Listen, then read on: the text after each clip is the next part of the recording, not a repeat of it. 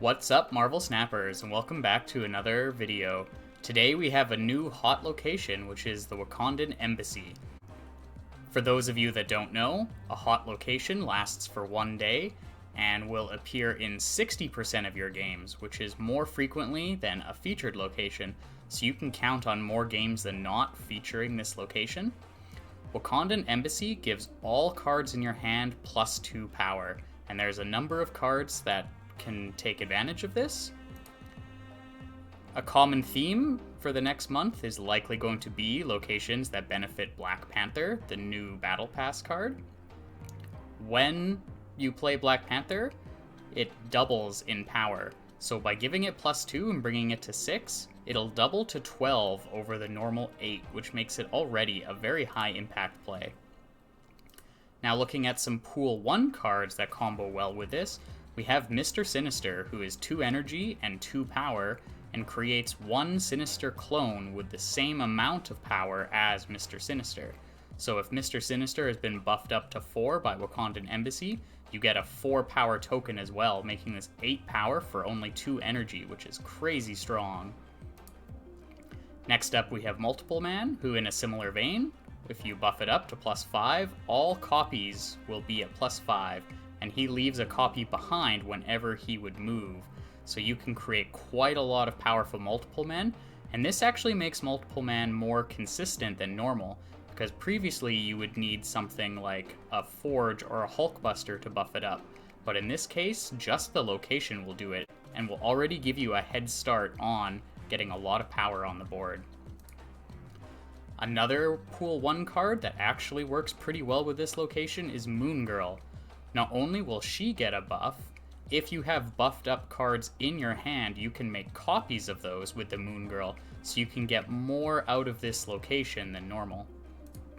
Moving into Pool 2 cards, we have Swarm, who when discarded, puts 2 0-cost copies into your hand, and those 0-cost copies will retain the original power the Swarm had. So at +2, it goes up to 5 power, and you end up with 10 power for 0 energy on the last turn, which makes Swarm an incredible combo with Wakandan Embassy. Next we have Sabretooth, who for 3 energy and 4 power, when destroyed, returns to your hand but costs 0.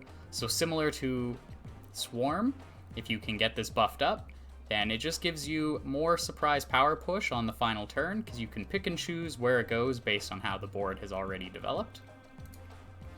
Moving into some Pool 3 cards, we have Mysterio, who is 5 power for 2 energy, and creates 2 illusions that are normally 0 power, but those illusions will carry over the +2 buff that Mysterio got to your hand, so you'll actually end up with a 7 power real Mysterio and 2 2-power illusions, which gives you 11 power for 2 energy, which makes this one of the strongest cards you could probably combo with this. Next up we have Brood, who is 3 energy for 2 power, and similar to Mr. Sinister, Brood will create multiple copies of itself that will share its power.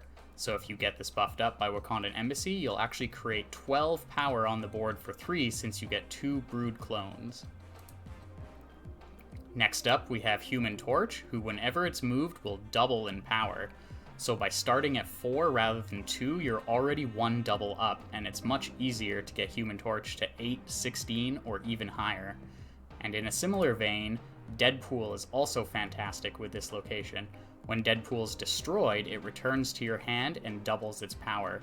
Normally, the first time you destroy it, it goes from 1 to 2, but if it's already got the Wakandan Embassy buff, it goes from 3 to 6 and gets steamrolling much, much quicker. Now, some cards that you should actually avoid playing during this location are cards like Green Goblin, who has -3 power that you give to your opponent.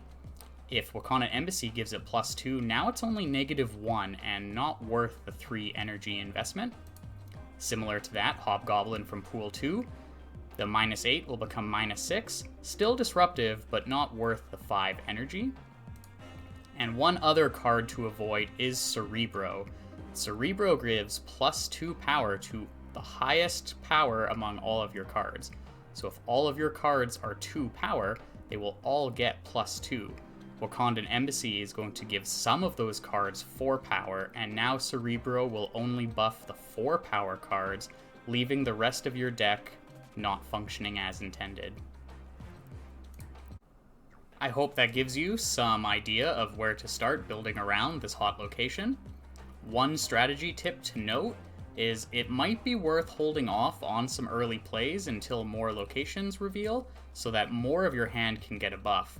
If you play a card on turn 1 and a card on turn 2, and then Wakandan Embassy is the third location revealed, and your opponent did not play cards on those turns, they will get more of an advantage from this than you will. So where possible, it is good to hold some cards to make sure that you can get the buff, but don't be over-reliant on that tip, and play as necessary to your hand and how your opponent is playing.